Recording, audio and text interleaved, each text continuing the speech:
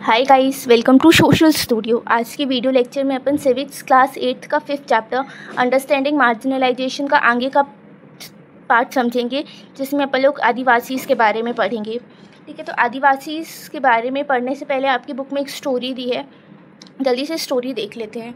तो देखिए स्टोरी में क्या दिया है कि एक आदिवासी फैमिली जो दिल्ली में रह रही है, उसमें 2 चिल्ड्रन हैं, सोमा और हेलेन। ठीक है, तो वो अपने ग्रैंडफादर के साथ टीवी में रिपब्लिक डे की परेड देखते हैं। तो जब वो परेड देख रहे होते हैं तो हेलेन बोलता है कि देखिए दादू, कि देखिए इसमें आदिवासी का भी फ्लॉट है, मतलब आदिवासी की भी झांकी है। फिर सोमा बोलती है कि आदिवासी को हमेशा डांस करते ही क्यों दिखाते हैं।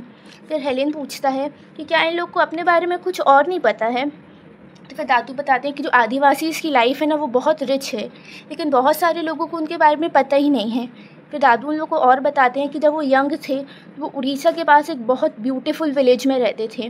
ठीक है, जहाँ पे उनके जितनी भी ज़रूरत का सामान था वो उनको आसपास के फॉरेस्ट से मिल जाता था, और बदले में वो लैंड को, फॉरेस्ट को, रिवर को बहुत ज़्यादा रिस्पेक्ट करते थे। लेकिन सडनली क्या हुआ, वहाँ पे कुछ लोग आए जिन्होंने ये बोला कि ये जहाँ पे आप रह रहे हैं ये ज़मीन आपकी नहीं है। ठीक है, और जो फॉरेस्ट के ऑफिशियल्स थे और जो कॉन्ट्रैक्टर थे, उन्होंने बहुत सारे पेड़ काट दिए, और अगर हम लोग प्रोटेस्ट करते थे इसके ख़िलाफ़ तो वो हम लोग को मारते भी थे और कोर्ट ले जाते थे, और हमारे पास लॉयर भी नहीं होते थे कोर्ट में अपने तरफ से लड़ने के लिए। फिर सोमा पूछती है कि फिर आप लोगों ने सर्वाइव कैसे किया। तो दादू बताते हैं कि हम लोगों में से बहुत सारे लोगों ने को फोर्स किया गया उनका घर छोड़ने के लिए, और कहीं बाहर शहरों में सीजनल वर्क ढूंढने के लिए।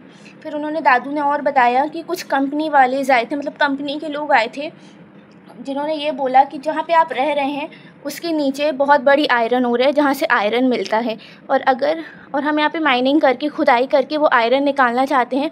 अगर आप हमें अपनी ज़मीन दे देंगे तो इसके बदले हम आपको जॉब भी देंगे और बहुत सारा पैसा भी देंगे। जिससे कुछ विलेजर्स थे वो बहुत एक्साइटेड हो गए, लेकिन कुछ ने ये भी कहा कि हमें इससे कुछ नहीं मिलेगा और हमारी पूरी लाइफ बर्बाद हो जाएगी।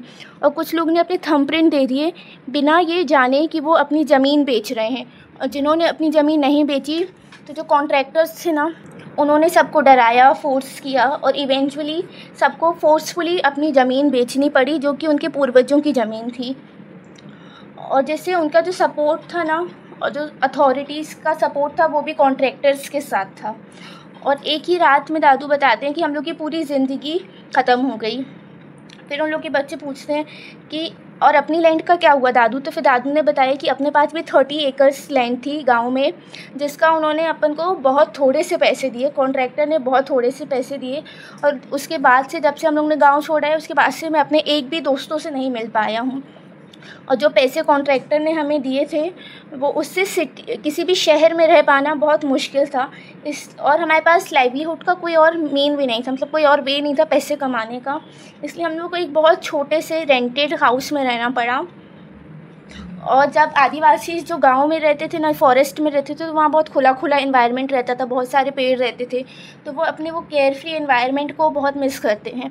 और यहाँ पे आके, सिटी में आके, उनको एक बहुत छोटे से कमरे में रहना पड़ रहा है, छोटे से घर में रहना पड़ रहा है। ठीक है, फिर दादू बताते हैं कि उसके कुछ साल बाद आपके फादर को जॉब मिल गई और हम लोग दिल्ली शिफ्ट हो गए, लेकिन वो टाइम हमारी फैमिली के लिए बहुत डिफ़िकल्ट था। इसी की वजह से स्टार्टिंग के सालों में आप दोनों स्कूल भी नहीं जा सके। तो फिर हेलेन बोलता है कि मेरे को स्कूल जाना बिल्कुल नहीं पसंद है। हम लोग ने स्कूल की बहुत सारी पढ़ाई मिस कर दी है, जिसकी वजह से जो हमारे क्लासमेट्स हैं वो हमारा मजाक उड़ाते हैं। अब वो सब लोग हिंदी में बात करते हैं और अपन लोग घर में संथाली में बात करते हैं, और मुझे हिंदी समझ में भी नहीं आती। तब सोमा बोलती है कि अब मेरे कुछ फ्रेंड्स बन गए हैं स्कूल में, और अब तो मैं इंग्लिश में भी बात कर सकती हूँ। फिर हेलेन बोलता है कि काश मैं गांव जब डिस्ट्रॉय हुआ उससे पहले गांव जा पाता और अपने दोस्तों से मिल पाता। फिर दादू उन लोग से बोलते हैं कि आप लोग अभी भी अपने दोस्तों को अपने गांव के बारे में बता सकते हैं, और बहुत कुछ है अपने गांव के बारे में बताने के लिए। फिर सोमा बोलती है कि एक दिन जब मैं बड़ी हो जाऊंगी तो मैं इस स्टोरी में एक मूवी बनाऊंगी। ओके, तो ये स्टोरी थी जिसमें बताया था कि कैसे आदिवासी से उनकी लैंड छीन ली गई थी। तो देखिए, जो आदिवासी है ना, उनको अपन ट्राइबल और शेड्यूल ट्राइब भी कहते हैं। Schedule tribe mainly Indian government use करती है अपने डॉक्यूमेंट्स में, तो जो उनके ऑफिशियल डॉक्यूमेंट उनको उनमें आदिवासीज को शेड्यूल ट्राइब कहते हैं। ठीक है ना, आदिवासीज जो है ओरिजिनल इनहाबिटेंट है, मतलब वो ओरिजिनली इंडिया में रह रहे हैं। ठीक है ना, बहुत समय से इंडिया में रह रहे हैं। और आदिवासी एक ऐसी कम्युनिटी है जो कि फॉरेस्ट से बहुत ज़्यादा क्लोज एसोसिएशन में रहते हुए आ रही है और अभी भी रह रही है। मतलब वो फॉरेस्ट से बहुत ज़्यादा कनेक्टेड पहले से भी रहते हुए आ रहे हैं और अभी भी बहुत ज़्यादा कनेक्टेड हैं। इंडिया की पॉपुलेशन का ऑलमोस्ट 8% जो है वो आदिवासीज़ हैं। और इंडिया की जितनी भी इंपॉर्टेंट माइनिंग और इंडस्ट्रियल सेंटर्स हैं ना, वो आदिवासी के एरिया में हैं, ठीक है, आदिवासी के एरियाज़ में लोकेटेड हैं। जैसे अपने दादू की स्टोरी में देखा था कि दादू का जो विलेज था उसके नीचे आयरन ओर थी, बहुत सारा आयरन था वहाँ पे, ठीक है ना। ऐसे ही जैसे जमशेदपुर में, रौखेला में, बोकारो में, भिलाई में, तो यहाँ पे सब में जगह आदिवासीज़ रहते हैं और इन जगह माइनिंग और इंडस्ट्रियल सेंटर्स हैं, ठीक है। आदिवासी से ना वो होमोजेनियस पॉपुलेशन नहीं है। होमोजेनियस मतलब वो एक जैसे नहीं है। आदिवासीज़ के अंदर ही आपको 500 डिफरेंट ग्रुप्स मिल जाते हैं, ठीक है। इसके अलावा ऑलमोस्ट इंडिया के हर स्टेट में आदिवासीज़ हैं, जैसे कि Chhattisgarh, Jharkhand, Madhya Pradesh, Orissa, Gujarat, Maharashtra, Rajasthan, Andhra Pradesh, West Bengal. North eastern state देखें अपन तो अरुणाचल प्रदेश, असम, मणिपुर, मेघालय, मिजोरम, नागालैंड, त्रिपुरा। तो ऑलमोस्ट पूरे इंडिया में आदिवासीज़ हैं, ठीक है ना, आदिवासीज़ पाए जाते हैं। जिसमें देखिए उड़ीसा में ही 60 से ज़्यादा ट्राइबल ग्रुप्स हैं, ठीक है ना, 60 से ज़्यादा ट्राइबल्स ग्रुप सिर्फ उड़ीसा में ही हैं। और ट्राइबल्स में जो है ना हायरार्की भी बहुत कम रहती है। तो हायरार्की क्या होता है, देखिए जैसे इंडिया हिंदू सोसाइटी में कैसे लोग डिवाइडेड हैं, जैसे कि ब्राह्मण सबसे ऊपर हैं, क्षत्रिय उनसे नीचे हैं, फिर वैश्य हैं, फिर शूद्र हैं, ऐसे ऊपर से नीचे डिवाइडेड हैं, ठीक है ना। ऐसी हायरार्की ट्राइबल्स में नहीं रहती है, ठीक है ना, वहाँ पे सब लोग इक्वली रहते हैं और बहुत कम हायरार्की रहती है।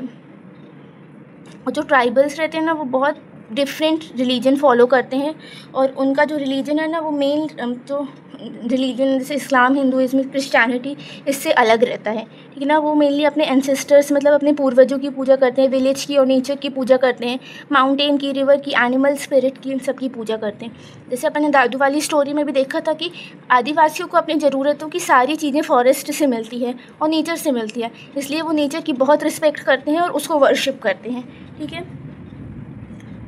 इसके अलावा जो आदिवासी का रिलीजन है ना वो दूसरे रिलीजन से इन्फ्लुएंस भी हुआ है और उन्होंने दूसरे रिलीजन को इन्फ्लुएंस भी किया है, ठीक है ना। मतलब वो खुद भी इन्फ्लुएंस हुए हैं और उन्होंने दूसरों को भी इन्फ्लुएंस किया है। जैसे जो उड़ीसा का जगन्नाथ कल्ट है वो आदिवासी रिलीजन से इन्फ्लुएंस हुआ है और जो शक्ति और तांत्रिक ट्रेडिशन है असम और बंगाल में वो भी आदिवासी से इंस्पायर है।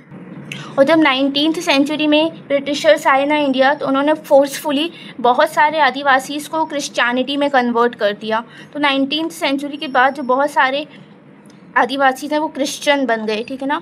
इसके अलावा जो आदिवासीज़ हैं ना उनकी अपनी डिफरेंट लैंग्वेजेस रहती है। तो हर आदिवासी ग्रुप की अपनी डिफरेंट लैंग्वेज रहती है। जैसे कि संथाली उनमें बहुत कॉमन लैंग्वेज है, मतलब संथाली बहुत सारे आदिवासीज़ बोलते हैं जो कि लगभग इतनी पुरानी है जितनी पुरानी संस्कृत है, ठीक है ना। तो ऐसे ही हर ट्राइब्स की, हर ट्राइबल ग्रुप की अपनी एक एक अलग अलग लैंग्वेज रहती है।